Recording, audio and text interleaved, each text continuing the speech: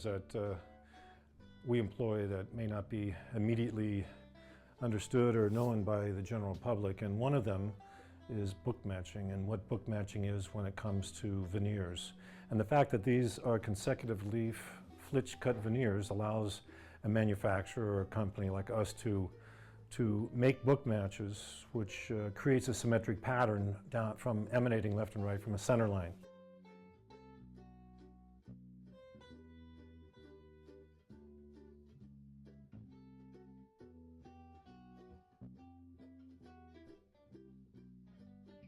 This is a bundle of California walnut burl, and it has high contrast. And book matching is basically opening it as you would pages of a book, two consecutive leaves. The closer they are, that is 1 to 2, 2 to 3, and so forth through the bundle, the closer the figure is going to be left and right. So just a quick demonstration is if you turn this leaf over and its partner, you see an immediate symmetry without even trimming it, laying it out.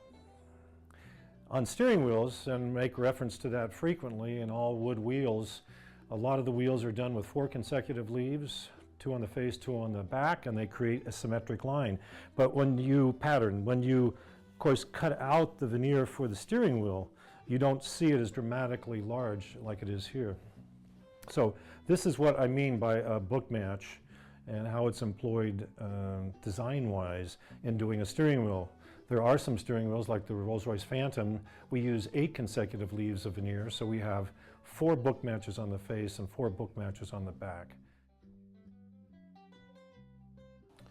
The first book match that we lay out for the Phantom all-burl steering wheel is the one at 6 o'clock, at the spoke at the bottom. We select grain that we think will be mirrored well and have a spectacular effect when the wheel is finished.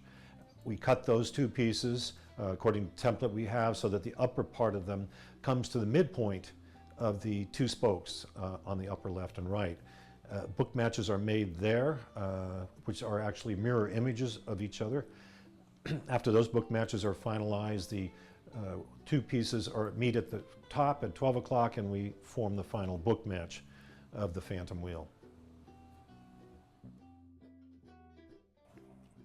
I've selected this cut because I think there'll be an interesting book match generated by creating it, by flipping it over. So here's the adjacent piece, uncut, and we're just going to lay it up here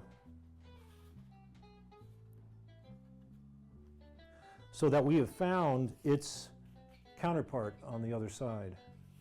So now we have, with a little more placement, a pretty tight book match. We've got good detail down here in the smaller part, a little bit of the dark heartwood and the sapwood even, and here it's very easy to see the symmetry that's generated. And this creates, at least to my mind and many people's, a more interesting canvas than merely a piece of veneer like this. There's a focal point when you have a book match. There's a symmetry. There's a pleasingness to it. That even if people aren't aware of what a book match is, it has a more interesting look right here than just a single piece alone.